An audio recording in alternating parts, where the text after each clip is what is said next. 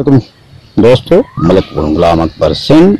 आज 22 जून 2020 ये sensation ultra high density mango cropping in Sindh आपके सामने। ये 2 एकड़ का बाग है जो कि हमने 4 बाय 4 पे लगाया हुआ है और ये भरपूर फल पे आया हुआ है।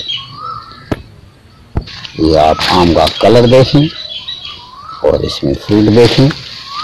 छोटे आम हैं, कद इनका 4 से 5 फीट है और ये फल से भरे हुए आम हैं।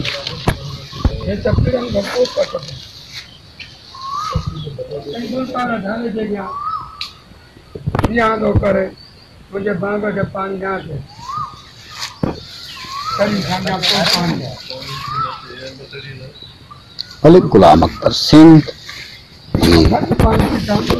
साइज देखें, एक हाथ में है।